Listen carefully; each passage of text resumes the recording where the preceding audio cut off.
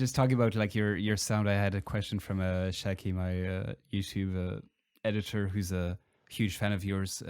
He was kind of asking, in your eyes, what kind of makes the Telomic sound? Oh, I don't know, man. It's a hard one, I know, but yeah, atmosphere, I guess. And we're on.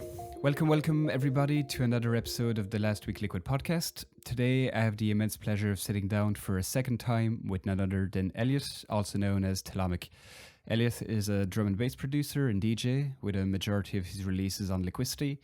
As you listen to this, his brand new 4-track EP, Come With Me, will be out on all platforms, featuring collabs with Road and Empaths. Elliot, welcome to the show. How are you doing?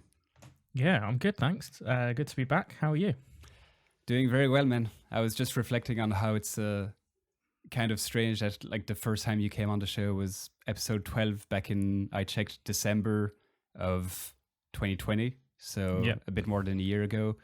We'd never spoken before that episode, so it was kind of like surreal for me. And since then we've kept in touch. We've been chatting over the year. You're one of the great patrons of my show, which I'm really grateful for.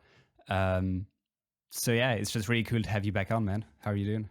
Yeah, absolute pleasure, man. I've been following the podcast since, well, before you had me on. So it's been a long time. It's also weird that obviously last time we spoke was right in the thick of lockdown. So very different. Well, having said that, we're obviously back there again, but slightly different situation now to it was before, I guess. Yeah. You know, it's funny because I was listening back to that episode we did together, and just to like refresh my memory on the topics we talked about and stuff like that. And it still felt very current because we were talking about shows being cancelled and lockdowns and stuff. And obviously it's not exactly the same, but weirdly a year on, it still feels very, which is kind of depressing, but yeah, December was rough.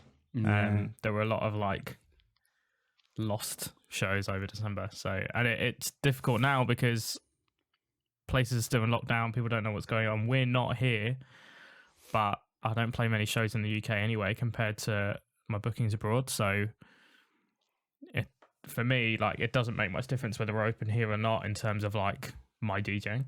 It means I can still go to shows, I can still enjoy shows, but in terms of performing and traveling, I'm very much isolated at the moment. But it is what it is. Yeah, no, for sure. I did see that obviously you picked up shows again, I don't know, towards this summer or something, or July, August, September, when you started doing shows again. It did feel like quite an important moment for you. Like you were posting a lot on your socials about how special and important it was for you to do shows again. Yeah. I mean, it was, especially, I think I was plunged in the deep end with it. Like the first show back was Prague for Liquicity, and that's 4,000, 5,000 people. And that was the first show back. So it was like a major jump, biggest show I've ever done, having not played for like 2 years basically at that point. It was awesome. The first one was a little bit like easing into it, in the sense that I was nowhere near as comfortable performing as I was like with shows that came after that, but I've since played some of the best shows that I've ever done. Liquicity Rotterdam was like a major highlight, and that was like 3/4 capacity. It had to be during the day because they could only have shows in the Netherlands until midnight or something, and then it had to shut. It makes no sense to me, but it is what it is. So to have such a great experience with still like restrictions and rules and all of that in place, it was awesome. And I think like there was so much music that I'd released. I think I'd done 2, maybe 3 EPs since playing shows again, which means there were all these tunes that people knew that I hadn't played out. So it was nice to like crowd test tunes, I guess, that were already out. So I suppose it's not really crowd testing, but it was certainly like my first experience seeing them. So yeah. Did you get a lot of people like singing like lyrics and stuff like that, or? Yeah, which is always weird. I don't know. Like it's slightly detached, I suppose, because I don't write most of the vocals that I deal with. Normally I do all the instrumental writing, all the instrumental production and vocal production, but the actual vocal writing, I don't do all of them. So there's a little part of me that's like, it almost feels like they're singing someone else's tune, right? In a weird kind of way. Yeah. But it's still surreal. Like, you know, this tune that I made in the room I'm in now, which is like, I mean, it's a studio, but it is a bedroom basically that we've like cleared everything out of. And to see that from this small room into like a big venue and see people singing it back to you, I don't think it's something that gets old. I would hope something that doesn't get old. I was going to ask, yeah. But yeah, it's awesome. Yeah. So you said you don't usually get involved in like the writing of lyrics. Does that mean you do get involved like sometimes, or? Yeah. So there are sometimes it'll be if I've got a session with a vocalist, we'll write it together. Mainly because I'm not good at coming up with that initial idea, but I'm good at tweaking it, adjusting it, going, it needs to do this lyric should be this, etc., etc. That side of it I'm quite good at, but coming up with that core idea, I can't come up with vocal hooks in the same way that some people can. Yeah. And I think it's about playing to your strengths, right? Like, because I know a lot of people that do it and do all their vocal writing and come up with concepts. I was talking to Crash Comet about it a while ago, and he does all of it. He sings on some of his own tunes, all of this. But for me, it's like, it's just not a strength of mine. It's just not something that I'm really good at. And if I can get someone like Emily Makis or whatever to write a really strong vocal on a tune, like that's what she's really good at.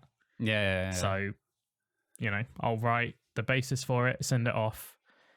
And then if it comes back and it needs some tweaks, I can give that advice and those notes. But yeah, normally it's like, get them to do it because it's a strength of theirs and not a strength of mine. So yeah. No, it's really important to know where your strengths lies, and yeah, obviously they've done it like, depending which vocalist it is, but they've done it like 100 times, so like they know, oh, this hook is good or not, and stuff exactly. like that, so. And like vocalists know their own range and exactly what they're good at and what they're not good at in terms of their style and everything as well. Like, you know, we had back in November, we had a Liquicity writers camp, and they got a load of vocalists and songwriters and stuff down. And, you know, they've all got such different styles and tones and everything. Like, you could have a session with one vocalist and take it to the next person and then just not gonna be able to perform it in the same way, right? So yeah, I think it's so dependent that it's just like a hands-off thing for me, really. Yeah, no, definitely. Just coming back to your Prague show there that you mentioned, like 4,000 whatever capacity as your first show. Do you remember like practicing a lot before the show, or did you go into it like kind of cold and just see how it went? What was kind of your mindset at the time? I'll always practice. Like, I think it's important. So I always say, first of all, I'm like a producer before a DJ, right? The reason I DJ is because I make dance music, and so it's a natural evolution of that. But at the same time, I think it's important it's part of the whole craft, it's part of my job, and so you have to practice and be good at that. And I think it's obvious, like, it's gonna sound bad, I think it's obvious when you see someone DJing and they just don't practice ever, and they just put a set together on the spot and it just sounds like a mess, and they obviously don't really know what they're doing, and they might be an incredible producer, but you know, that's one half of the coin. And if you're choosing, you know, like if you do what Mike Kiss did, right, or I was going to mention him, and just don't DJ until you are able to do it, that's fine, cool, I get that. You know, he was basically like, I'm not good enough at it, so I'm not going to play shows. Perfect. I completely respect that if that's a choice he's made. But if you're like, I'm not good at it, but someone's going to pay me 300 quid, 500 quid, whatever, to play a show, so I'm going to go and do it. I don't know. There's something wrong about that. So for me, it's like, you have to, I'm not DJing, 40 hours a week or something. I'm not trying to keep up with Andy C or anything like that, but I try and practice regularly enough so that like when you play a show, people are like, that was really good. And I think that's important that you kind of maintain that. Yeah, as I said, if people don't, it shows. Yeah. So. Yeah, no, obviously it's not even though there's a lot of jokes that like DJing is quite easy and stuff like that, but you can definitely notice when, especially in terms of like, I think the actual set list and how tracks are picked, like if that hasn't been thought through a minimum, you can feel it, I think. Yeah, I think there is detriment to like planning every second of a set. But yeah, if you're going out with no idea and like first 10 minutes is like really hard and then it goes into something really deep for half an hour and then it kind of picks up and plays a couple of random tunes that are heavier and then it ducks down again or whatever, it's clear there's no thought there. So yeah, thankfully it's few and far between, but yeah, as I said, it does happen. Yeah, no, I think it's good also that you feel some kind of like responsibility towards people that actually come to the show. If there's 4,000 people that paid 15-20 euros to come and see you, it's kind of the least you can do is to like make sure it's as good as it can be. And I think there's also like, so on the bigger shows, you're obviously talking about like a big lineup. And I'm one of the smaller names on that lineup. And so I feel like there's also a point to prove, right? Like there'll be a lot of people seeing me for the first time who maybe know my tunes, but are like, oh yeah, we'll come down because Telomic's playing. Or there'll be people that have never heard me before, have never heard my music, anything. And both of those, you need to impress them almost, I guess. Like if you just play a really mediocre set, you've missed out on promoting yourself to however many people. So yeah, I think that there's the side of like people have paid money, a promoter has paid you, and sometimes that's not just your fee, that might be like travel and accommodation and all this, like it gets expensive. And there's also the side that you need to promote yourself and make a point and like keep up. Some of the shows I'm playing, you're playing with like guys like Maddock and that who have been doing it for a really long time and who are really good at what they do. So if you're on that lineup, you need to be able to hit at that level. So is there do you prepare your sets in a different way if you're, as you said, like one of the smaller quote unquote artists on the bill versus maybe shows you're headlining? I'm thinking of like I think the Crash Comet launch party for his album or his EP, I think you were playing, or the Sunny Moves one where I think you were headlining as well.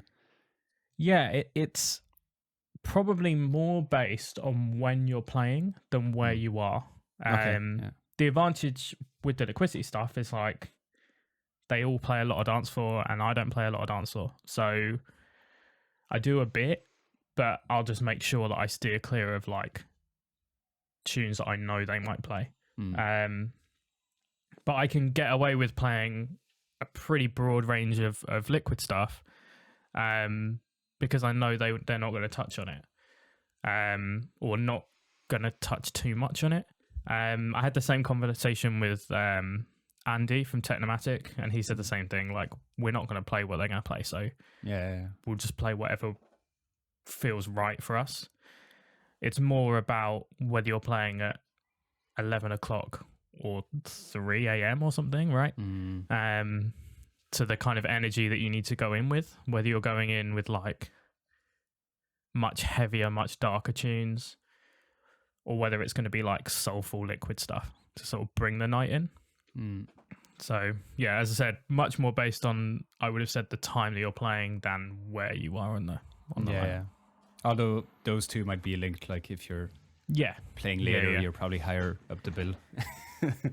But then even if you're like halfway up the bill, you might be before the headliner or you might be after.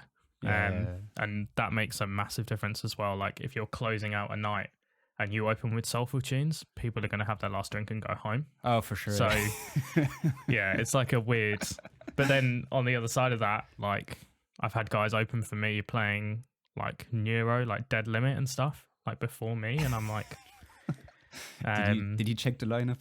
yeah. I did one with Los Contreras in York, probably like 6 years ago now. And he was the headliner and I was the support, and the guy opened playing Neuro at like 9 o'clock, and I'm like, the two guys that you're supporting aren't gonna. This is way off what you're. If you're supporting Noisia, I wouldn't open that hard, right? But you're not opening for Noisia, you're opening for us. So read the room. yeah, exactly. Did you ever get a chance to like close off parties? Yeah. And I find closing nights can be like either really good or really bad. Depends on the crowd, and there's like no way to judge it. Like sometimes the headliner will finish their last tune, and before the last tune's even done, half the crowd have left. And sometimes I played after Artificial Intelligence back in 2019, 18, and I played for an hour and a half, and then the guy who was meant to play after me was like ill or didn't show up or something, and the promoter came over during my set and was like, can you go for like as long as you can, basically. So I ended up playing for 3 hours, and the room was rammed for all 3 hours, like closing a night out from 3 till 6. So yeah, you literally never know. Sometimes it's, as I said, sometimes it's like the best thing in the world, and sometimes it's just terrible. Yeah, it's depends who played right before you, as you said. Like yeah, exactly. If they went really heavy and everybody's just wrecked, shattered, yeah, then it's like, oh shit. And we've been there, right? Like you go to a night and it gets to like halfway through and you're like exhausted and you're checking your watch. Oh and yeah, I need to go home. times, yeah. But yeah, cool. I still haven't been to shows in years. I need to go back as soon as possible. But oh mate, it was like the week. I think we opened on the Monday back in like June, July, whenever it was. And Lower and Hugh Hardy were playing like a small event in London on the Saturday. And literally just a group of us were like, we're open. Saturday, we're going out. Done. Easy.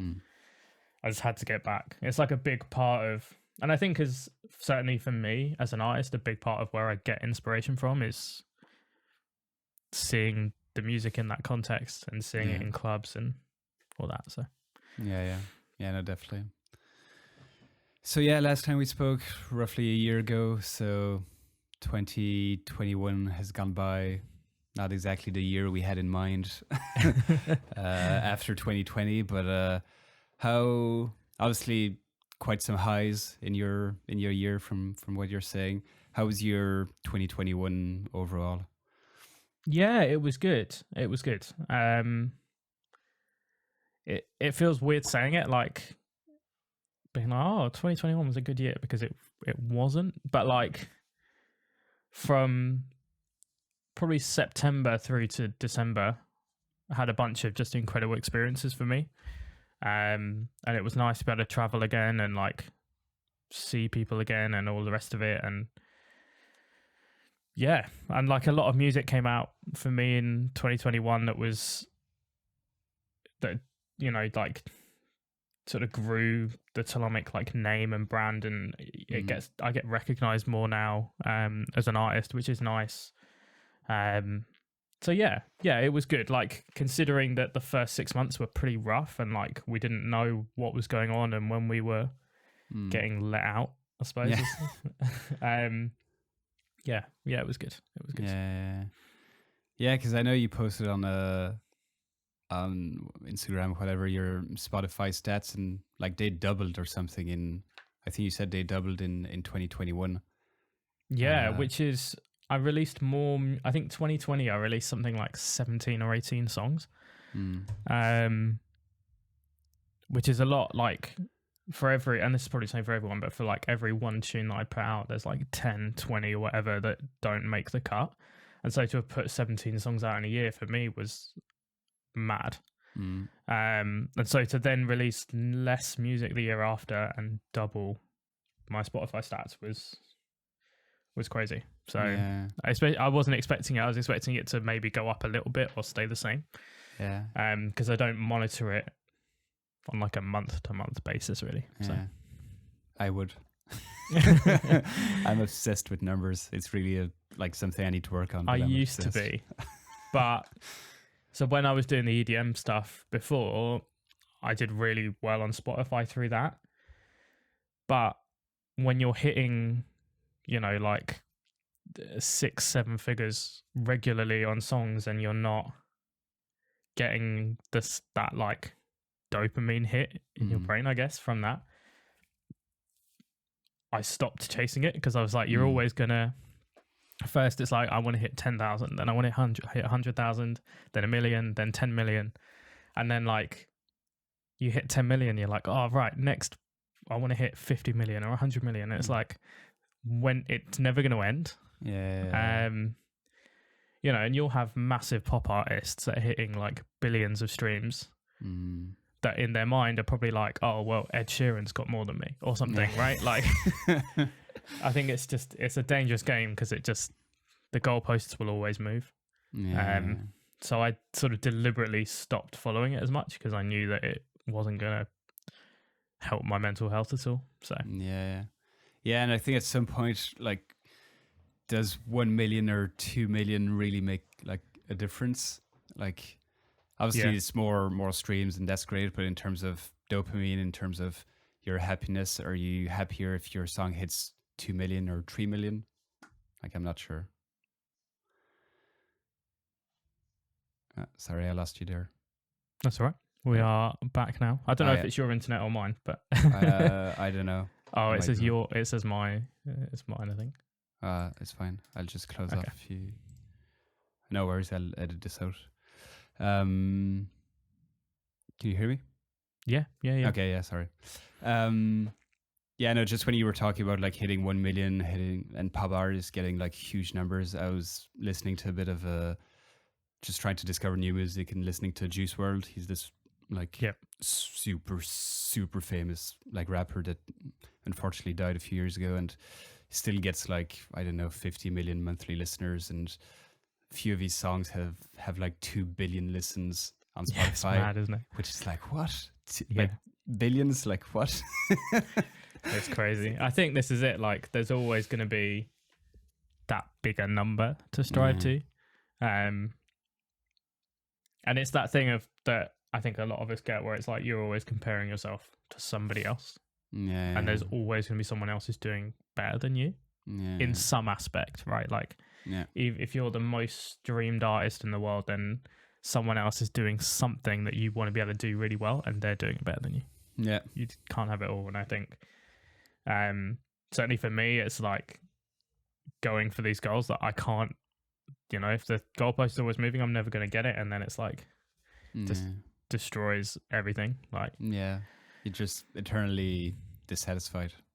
yeah, exactly. Yeah. On that note, listening back to the episode we recorded last time, we spent a fair bit of time talking about not comparing yourself to others. And on that note, are you still comparing your drums to ALB or not?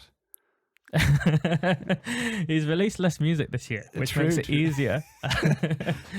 But there's always going to be like, I probably said the same last time, right? Like, people will go to you and be like, oh, your drums are great. And there's the ALB thing where we both went to each other and we're like, how do your drums sound like that? But yeah, like, people will go to you and then you'll listen to it in comparison to like Perez or Halogenics or whatever, and you're like, oh, damn it. You'll never quite get it.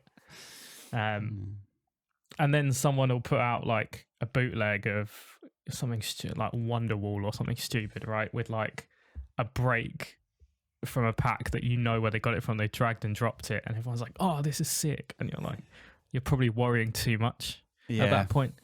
I think it's one of those producer things, isn't it? Like, where you have like 30 versions of a tune, each one has a different snare drum.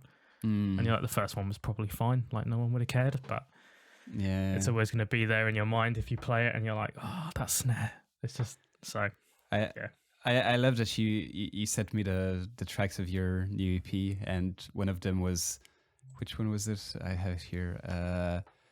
Pieces, Telomic Pieces, Master 2, less snare. I love that. There's always, I think that might have actually been them rather than me, but there's Okay.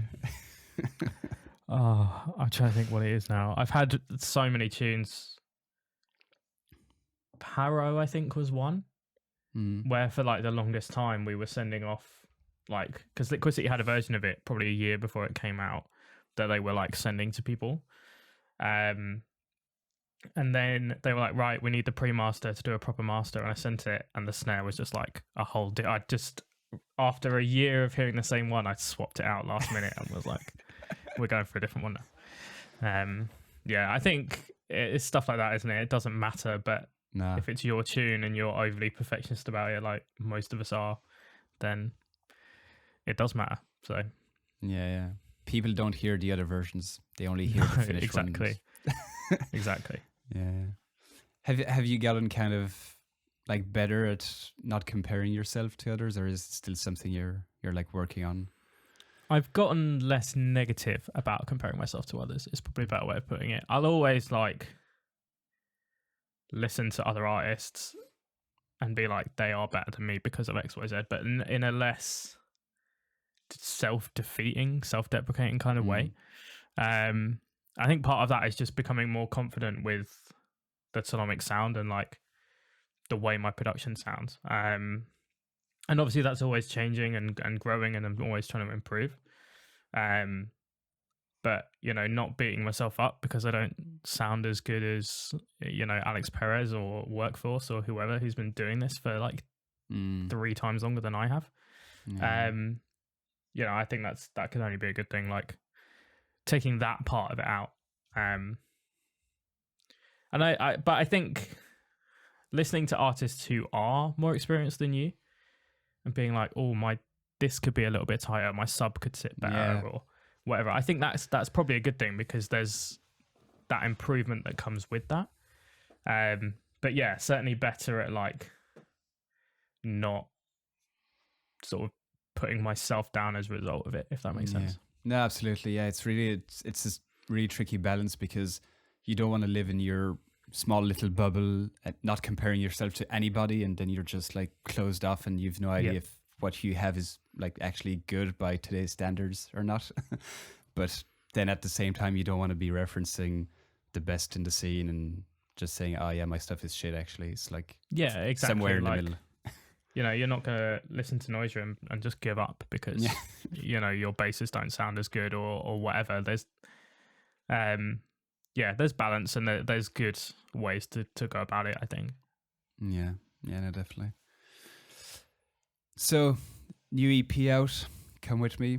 I don't think you released an EP in 2021. It was mostly singles. I think the Window Light was right before end of 2020. So you had us waiting for a full year to get another EP. Tell me a bit about writing that EP. Were those like old tracks, new tracks? A bit of both, I think. So some of it was like the actual session for Come With Me we did in December of 2020. Like the three of us did like a virtual session and basically wrote some chords and like sketched out some ideas. Which in typical fashion, I then changed the chords like 2 weeks later. But like we had an idea and Brian, the producer from Empaths, had sent over some stems. So even when I changed the chords, the key was consistent. So the arps and stuff that he'd written all worked over what I added. So that was quite a long one. Some of the other stuff came together quite quickly, like Undone was quite a quick one. Pieces, again, was quite a quick one. And then it was just a case of like going through what I had, sending that to the label and sort of packaging it up. I hadn't realised I hadn't released an EP in 2021. I was like, literally, as you said, Shame that I on opened you. Spotify up and was like, wait a sec, did I not? It was just seemed to be compilation bits and bobs and all that, I guess. But it was, as I said, it was a mixture of stuff. Like some of it was written a while ago and some of it came together quite last minute. But it was all sent off. Perks of the music industry. It was all sent off in like August, September time. Mm. And then it's just the process of getting it mastered and getting it ready for release and scheduling it in and all that. So yeah, I guess it must be quite nice to also have a year where you're just releasing on like compilations and stuff, and it's not really up to you to do like heavy promotion and stuff, because it's quite a intense period, I guess, when your EP comes out, like a lot of promotion and talking about it. And yeah, and I think there's also like, if you're doing an EP, I always try and think about like varying those tunes up, so you're not putting out 4 tunes that are all deep liquid rollers, right? Like there's some variation in that, and I'll think, okay, well, we've got 2 vocal tunes, so it needs to be 2 instrumental tunes. I wouldn't put out 4 vocal tunes on an EP or 4 instrumental tunes on an EP. And so there's like constantly thinking about the bigger picture, even if it's only 4 tracks. Whereas when you're doing stuff for a compilation, it's you just write a tune that sounds good and you send it off and you're done, and that's that. You don't think about, oh well, so and so's on this compilation, they're going to do this, so I'll do this. You just write music that sounds good and send it off. It's up to the label to it's up to them to curate it and order it and everything. So yeah, it was like, I suppose, just a bit more like freeing to do it that way. I hadn't really thought about it, but yeah, there's a lot of like that thought process that just doesn't happen when you're doing that kind of work. So So tell me a bit about like the tracks themselves. So my favorite is Undone, because I usually prefer the tracks that are like, if somebody's known for more liquid, like soulful stuff, I usually prefer the heavier hitting stuff. And that's definitely the heavier, let's say, of the bunch. Tell me a bit about that track. How, if you remember like writing it, how did it come about? Yeah, well, so I did. Ben from QZB was doing like mentoring sessions and stuff, and had advertised them like early 2021, and I've been thinking about it for a while. I don't do too many of these kind of things, but like for me, his mindset and the way he works and everything is so vastly different to the way that I work. That was like, it would be infinitely beneficial to sit down with him and have a few hours just going through stuff. In what ways? So he will always just say, there are 2 things that I got from it. One is that for his sound design, he'll just create a rack of stuff and like tweak settings and record the whole thing as like a 10-20 minute whatever rambling, I suppose, of sound. Okay. And then go through and cut what sounds good at, keep it, and use that. And he'll also just dedicate sessions to sound design, be that the thing that everyone thinks of, which is like basses and stuff, or he'll just make drums and loops and whatever and breaks. If he's only got half an hour to spend on music, rather than trying to write a tune, you won't be able to write a tune in half an hour. So he'll make drums for half an hour. And like this mentality of quantity breeds quality. And so when it comes to writing tunes outside of these sound design sessions, if you are writing, rather than sitting there and being like, oh, I can't write anything or whatever, just do it. Just sit down and do it. And then if you're writing 50 tunes, by default, there's going to be some good stuff in there. And it kind of switched. I was sort of locked into this bubble of like the way I was working, and that having those sessions switched that out for me. And part of the start of Undone was that I spent an evening, I think I was literally on Discord to friends while I was doing it, just chatting, and I was just making drums. And all the drums from that are like just taken from this random session. And once I had the drums rolling, like, because it's such a minimal tune, it's atmosphere, drums, and bass, basically. There's like some leads and effects and stuff, but that was the core of it. So once I had that and a chord progression, it was set. So yeah, it was cool to like step out of what I would normally do and then have a result so quickly from doing that. Which made it quite a fun one to write as well, like knowing that that's how it started and that it came together so quickly because I'd already put the work in. Yeah, it's interesting how sometimes you try new ways of working and you come out with not your best work to date, but like something you're really happy with.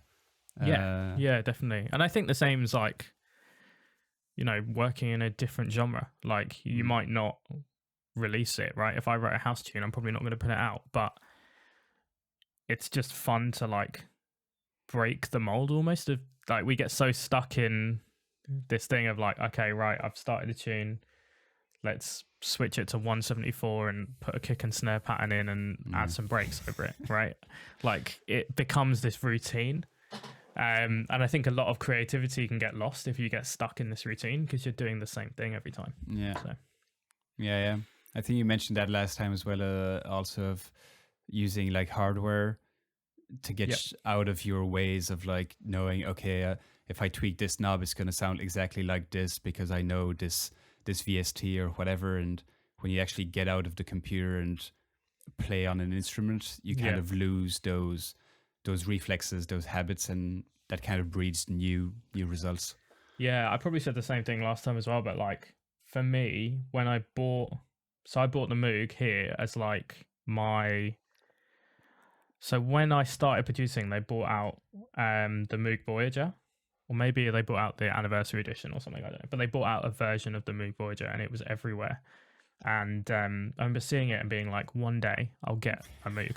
And so I bought this sort of just as like a gift to myself to be like, you've done it right. I do sort of sound design for a living. And so I was like, I've earned this. So I bought it. And the first thing I tried to do was like try and replicate sounds that I was making in Serum on here. And it doesn't translate in the same way. Partly because obviously you've not got the polyphony that you've got in Serum, but also the envelopes and the filter and everything act in a different way. And so you have to approach it.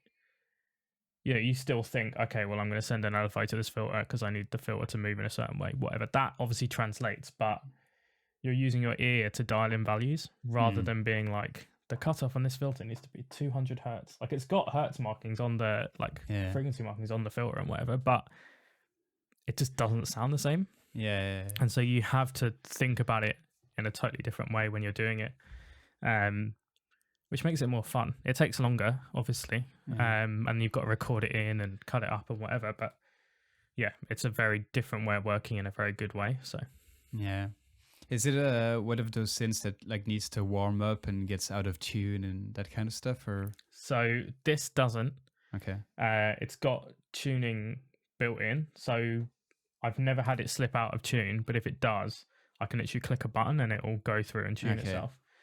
I've got a Behringer Neutron, which is like just down here, and that does to the point that it's got a setting in it where you can lock the pitch because it's got two tuning for each thing. But if you lock the pitch in and then it warms up, it locks it out of tune. So like the pitch should be here and it locks it and then drifts out. Okay.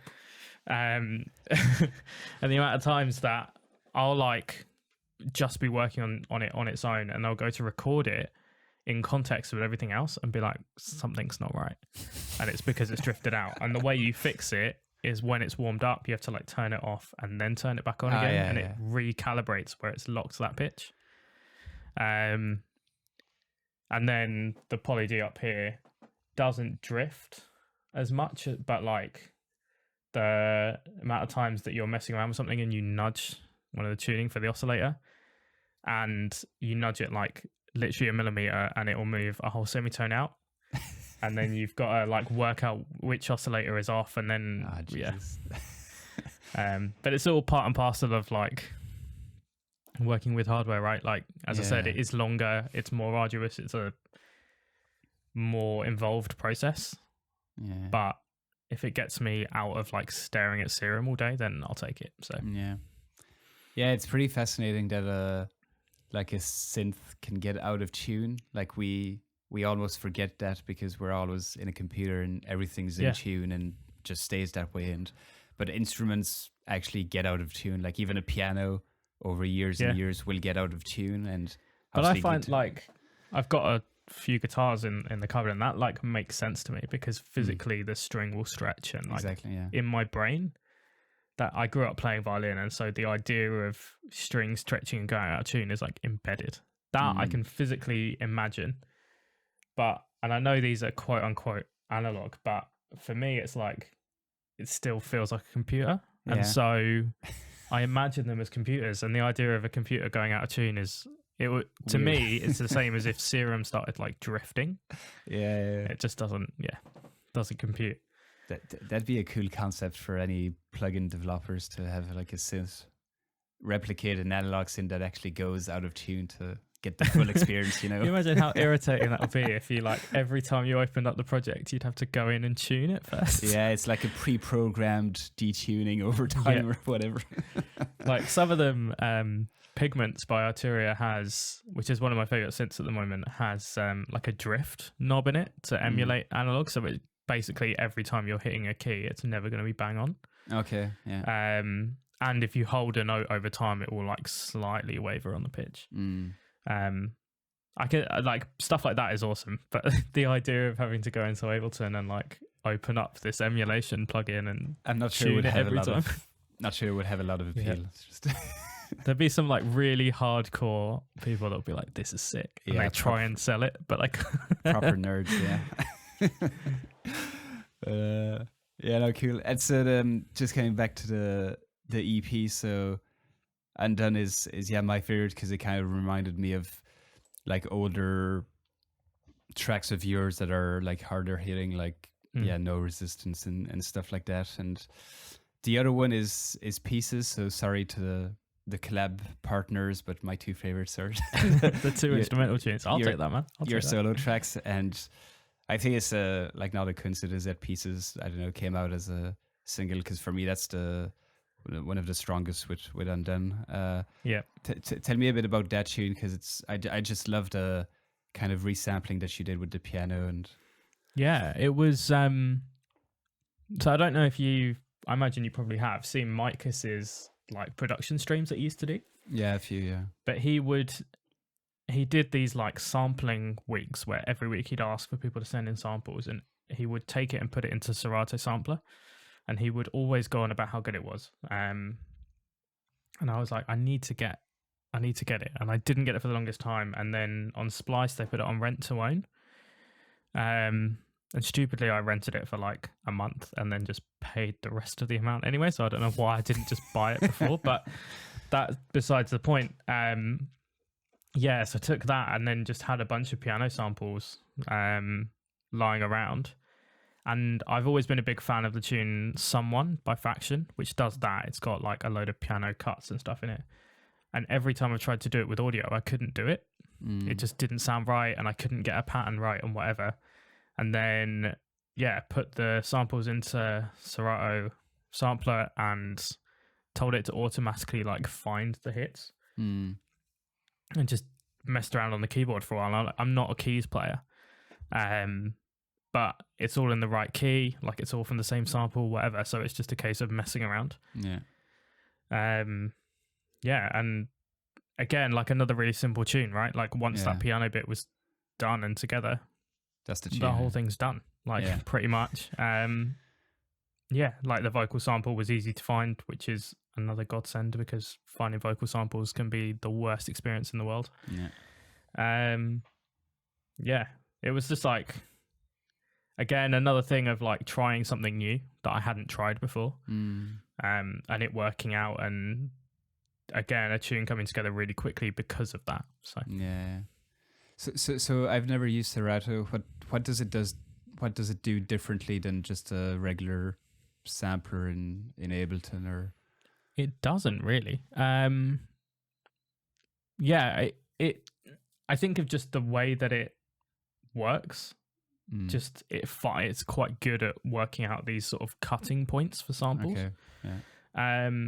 Which was one of the handy things, right? Is like, and sometimes it's a little dodgy, so it will take a cut from like the middle of a chord. But if you've got a chord and then you've got a little like phrase leading into the next chord, and it cuts halfway through that chord, it means that the way that that phrase comes in is going to be slightly off, but in a kind of nice way. It's not going to be just a different chord on every hit. It's going to be like different inflections and melodies and whatever. Or you're removing like the transient of the actual hit because it comes like halfway in or something. Exactly. And you can go into each individual hit and you can do this in Ableton as well, but you can go into each individual hit and like reverse it or adjust the volume or add a filter or whatever. So there's a couple of the hits that are like reversed and things like that. But to be honest, I think it's probably literally on the algorithm that's in it and the way that it finds these cutting points, because it isn't just finding transients, it must be doing something else. But part of it's probably also like a mental thing, right? Like in my head I'm like, this is a new toy and it does this thing. And sometimes if the plugin just looks good, like just visually the interface, sometimes it just inspires you to like work with massively, man. Like I remember when Serum came out, and I've been using Massive for however many years before that, and as soon as Serum came out I was just like, oh my god. And you know, fundamentally they're the same tool, they're different and they sound different and the effects are different and whatever, but for me, like, I was able to do so many things in Serum when that came out compared to what I was able to do in Massive, just because the interface was better. That's why I love to use Vital recently, because it's so, I don't know if you've tried it, but it's so visual for somebody like me that's more like starting out. It's it just helps so much. I think it's like, I'm a sound designer by trade, quote unquote, but a lot of the sound design that I do is more musical than it is technical. And so for me, it's the same thing, right? As you said, like, it's just easier to understand if it's really visual. And so stuff like Vital and Serum are just really handy because you can see every LFO moving everything, and it just makes way more sense. And all the effects like delay, you can actually see the sound like bouncing away and stuff. It's like it's just really helpful. man. And it's also like more inviting. Because there's a thing of like, it's the tools that you know, right? Like the more you spend using something, the better you'll get out of it. But if it's inviting to use, you're going to spend more time with it and thus get better at it. The only thing with Vital is it's heavy as fuck in terms of like CPU, at least for my computer compared to other plugins. So which is a good thing, because then I just need to render everything to audio straight away. So sometimes it which is, you know, that's not a bad thing. So. No, exactly. It's something I'm trying to do more of. But yeah, talking about sound design, it's something we didn't touch last time we spoke. The work you do with Black Octopus. I don't know if it's the only company you work for or not, but I know you work for those guys. So tell me a bit about like, what does that look like? What do you do exactly for them? So it's, nowadays I'm more on the label side than the sound designer side. And so I've done work for other companies. I did a bunch of stuff for Steinberg over the past sort of couple of years, for like synths that they were working on and stuff. And the Black Octopus stuff used to be that I would do a lot of, you'd basically just sit down and make sounds, right? So that would be spending an hour making a bunch of kick drums and tweaking those and whatever. As I said, a lot of mine was more musical, so it would be creating like a synth sound in Serum that was like fairly simple, and then writing nice chord progressions and melodies with that sound, rather than making like massive neuro basses and things like that. But nowadays it's more on the A&R side, so a lot of the sample pack stuff that I do is more vocal based. As I did one with Notel last year, I think that came out early last year, and that was that she went and recorded a load of vocals, and then that came back and I did all the production side of that. And I've got a few of those sort of on the go, but as I said, now it's more sort of A&R and managing our artists and the store and the label side of it. And then I can do the sound design stuff like when I want. Like I've got a bunch of sounds that I will probably use for a pack at some point. But it's not, I've not got to wake up at 9 o'clock every morning and write 100 kicks and then send them off. So it's nice to like take a step back from it. Okay, so I didn't know actually that Black Octopus had a like label. I don't know what genre they do exactly? Well, it's label in terms of like sample pack label. So we do have a music label, but the music label is like tied to the sample pack side. That's not like my department as such, so I'll steer too clear of describing too much of that. But in case I'd massacre it. But yeah, for us, it's like artists will come to us or sound designers will come to us, and then it's my job, I guess, to like take what they've got, whatever level that's at, and turn that into a product that we then distribute and release. So okay, so if like somebody reaches out saying, I'd like to do a sample pack for you guys, and then you would like take their sounds and bring them up to standard, or do you just like... Yeah, so sometimes it's as simple as like, this is great, cool, we'll do it. I suppose it's the same as like a label A&R, right? Like a music label A&R. Sometimes you'll get sent, 10 tracks and they're amazing, and sometimes you'll get sent stuff that needs a little bit of like TLC to like get it up to where it should be. TLC, yeah. So yeah, it's sometimes it's more involved and sometimes it isn't. And sometimes it's like with the sample pack stuff, it's sometimes it might be that the only problem is like files are in the wrong format or are named wrong or something. Okay. And sometimes it's like all the kicks in this folder sound too similar, or all the snares there's not enough variation, or they're whatever. stolen from another sample pack. Yeah, well, that happens as well. Is that kind of hard because you kind of have to be aware of everything that's going around? Yeah, so at that point it becomes so when an artist signs something with us, they're signing an agreement to say these are original sounds. Sometimes people don't know, like you can't use contact pianos, for example. Okay. Because it's a sample and the license for that sample doesn't allow you to release. Yeah. So sometimes it's things like that, and it's not someone's fault, right? Even if they write like a brand new chord progression with it. Yep. Even if they write a brand new chord progression. Yeah, because it's not the source of the sound. It's not generated. Yeah. So sometimes it's like stuff like that, and sometimes it's like they've taken a snare drum from someone else and just been like, this is cool. And I hear it a lot, like, there are like chart-topping sample packs from big name artists that are just ripped, and I'll go through the pack and I'll be like, I know where these sounds are from, and some of them are like really blatant, not processed or anything. Yeah. And what it will be is like they've gone through projects of theirs and just taken the drums from those, but and they just forgot those samples from other people.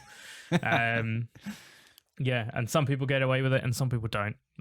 It's probably the same as sampling in music, right? Like there are probably some massive tunes that have uncleared samples in them outside of obviously like the aim and break and the think break and stuff that has just become like fair play. Yeah. But yeah, like some people will get caught, and then someone will put out like a tune that samples something for like a second on a really small label, and they'll get picked up and they'll be like, you get taken down. It's just luck of the draw, I guess. It's an unfair world. Yeah, exactly.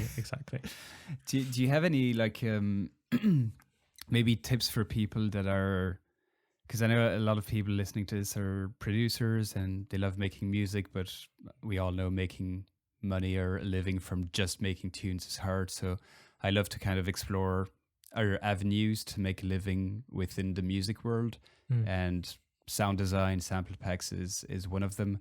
Do you have any like tips or advice for people that are maybe looking into that, like where to get started?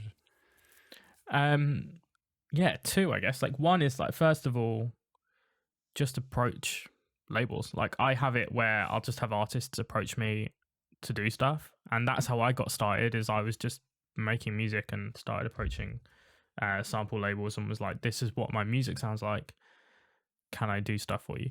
And if the music's good enough, like I take on people all the time that haven't done sample packs but they're good producers, and you can like coach people into how to do it, and once you've done like one or two, it's an easy process from there.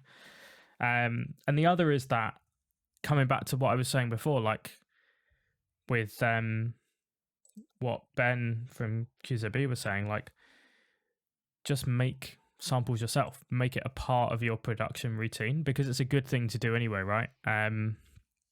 Spend half an hour in an evening just making drums or making basses or chords or whatever, and you'll get used to that way of working.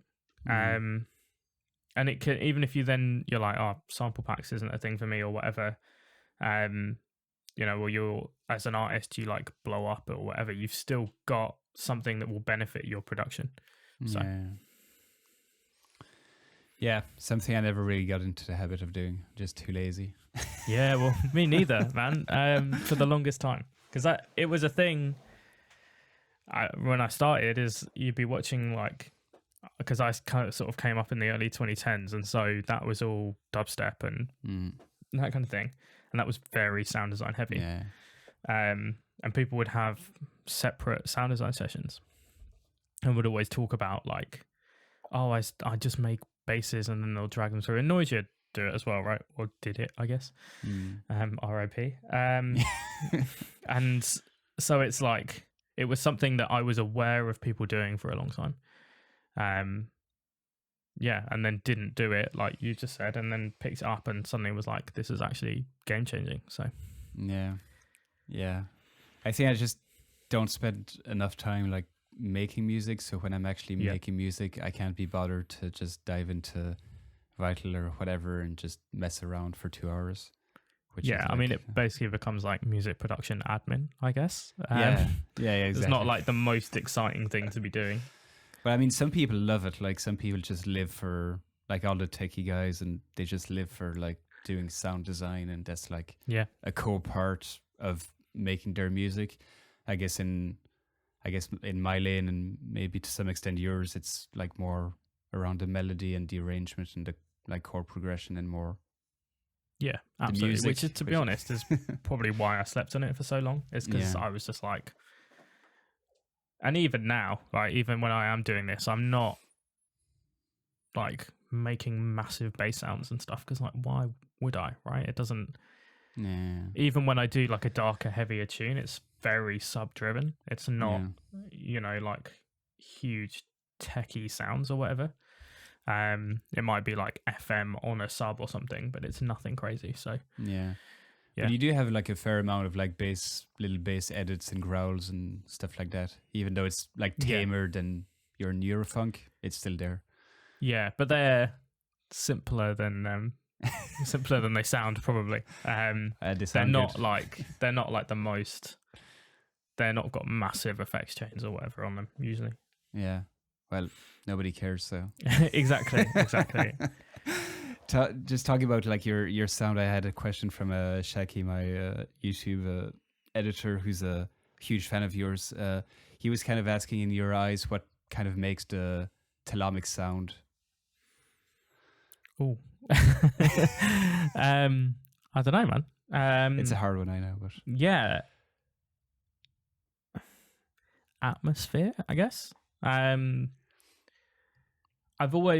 when I started, I saw it as a problem, less so now, but I've always had this thing of like, whenever I try and write a tune, no matter how heavy or techie or whatever that tune is, I'll always end up throwing like a big atmosphere over it, or like making it melodic in some way, shape, or form. And so I've gravitated to this production of just like having loads of atmosphere and all of that going on all the time. So atmosphere is probably the best way I'd describe it. And a lot of it comes down to like when I was started producing drum and bass, I was just trying to copy a load of guys and I couldn't quite do it, and Telomic like fell out of that. Guys like Etherwood and Sattel and Alex Perez and guys like that, like trying to copy what they were doing and not being good enough to do it. And Telomic sort of came out of an amalgamation of trying to do all of these different artists' sounds and not quite getting it, but like merging all these bits from these different people. Which apparently is what Rob Swire did as well. So it can only be a good thing, right? Yeah. Well, that kind of made me think too. I don't know if you saw the documentary on Avicii, which is it's Avicii True Stories. It's called, came out few years ago. I hadn't seen it yet, and it's Yeah, brilliant. it's a heavy watch. It's a very heavy watch, but it's like it's really worth watching. I saw it once by myself, and then a few days later with my wife a second time because I just loved it and I wanted to show it to her. And he talks about it at the start where he was getting into making music, and he was just ripping off other people's sound, basically, like just copying other house DJs and producers. And then he said once you do that 100 times, you end up like doing your own stuff and kind of going like improvising and doing other stuff and finding your sound. But everybody starts by copying other people. I think it's inevitable. And I think when I was in a band, I think it was our producer that said it to us, and this was like when I was a teenager. But if you're trying to copy like one person, it's really obvious. But if you're trying to copy like all of your influences and inspirations, you are the only person who has that exact spectrum of Venn diagram of exactly. You're the only person in the middle of that Venn diagram, right? And so if you're doing it that way, I think it's a really good way to like find your sound. I mean, the more that you stray out of your genre and your bubble when you're looking for those inspirations, like I grew up on a lot of like pop punk and metal and stuff, or you look at someone really obvious like Kino, where it's a very classical influenced or he's a very classically influenced artist. The more you draw from outside of that bubble, the more unique your sound is going to be. But you're the only person with that collection, so by copying all these people, if you're taking bits from everybody, and sure, like you're going to create a unique sound. As I said, it's really obvious when someone's copied like one or two artists. But yeah, if you're copying from loads of people, go for it. Go nuts. Yeah. I forget what I read a quote a few weeks ago. I forget how it went exactly. I think it's like originality is the art of hiding your sources or something like that. Yeah. Sounds about right, man. Which I love. It's like everybody's inspired and everybody's copying somebody else to some extent. It's just how well can you like hide it, quote unquote, and package it into something new. And there's the great artists steal quote as well. It's like, I can't remember. It's like good artists copy and great artists steal or something. I can't remember how it goes now. But I heard that. Yeah. No, exactly. Everybody's stealing and copying from other people. It's just, is it blatant or are you adding your own flavor to it? That's name of the game in the end. And I think that comes, like I said, now at this point, if I was to take influence from another artist, I've been doing Telomic long enough now that you can like take that and inject it into what a Telomic like production session is. But it's as we've just said, it's a great way to like find, if you don't know what your sound is yet, like it's a really great way to find it as well. So no, absolutely. I'm going to slowly wrap this up, man. It's been a absolute pleasure. 1 hour has flown by, as always, with you. I do want to touch on one last thing, which I wanted to talk about a year ago, and we didn't have the chance to do it. And it's one of your very older tracks, which what's that? I said, oh gosh.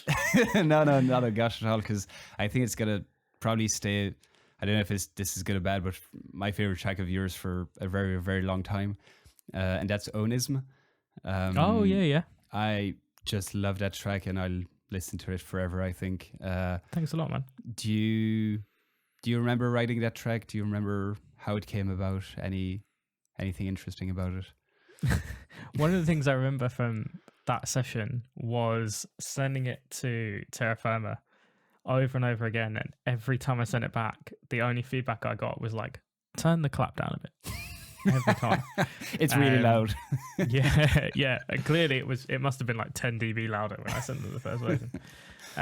But yeah, I remember writing it. Funnily enough, so Aperio did a remix of it, and the first interaction and upload I had with Liquicity was the Aperio remix of that tune.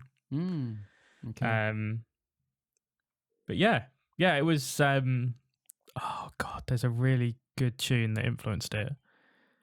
I can't remember what it is now. but I'd heard like it was obviously someone had written something that was inspired by Ivy Lab. Okay, yeah. And I'd then been inspired by that because of the drums. I just loved the idea of like coming back to when I was doing the dubstep stuff. Everything was like massive 200 hertz snares and like big noise layers over the top and all of this. And so the idea of, because that was early Telomic stuff, like the idea of writing a tune that was just a snap basically as a snare was a lot of fun. So yeah, it was cool. Yeah, it's such a unique, like, you've never done something quite like it since then, I feel. And at least to me, it really stands out in your discography because, yeah, even the like kick snare pattern is kind of like weird. And yeah, that snare is like just a very loud click. That's kind of what it is. Yeah. But that'll it just, be just the works kick so well. pattern will definitely be the like Ivy Lab. In fact, to be honest, in a bit I'll probably find the tune and it'll turn out that it's got exactly the same kick pattern.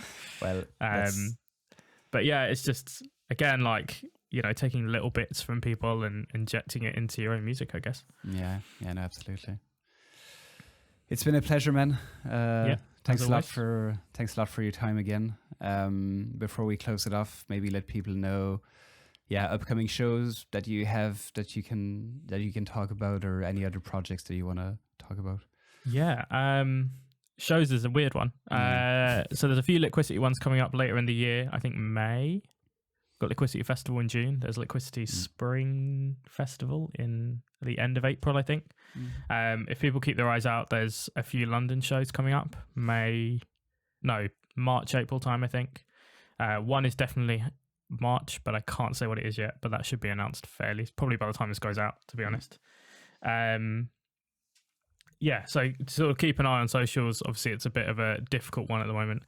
And then the Come With Me EP, which again will be out by the time this comes out. Stream it so that I can get £3 and buy myself a beer. Yeah. That would be well appreciated. All right. Well, best of luck with the EP release and with the upcoming shows, man. It was a pleasure. Thank you, man. Thank you. Cheers.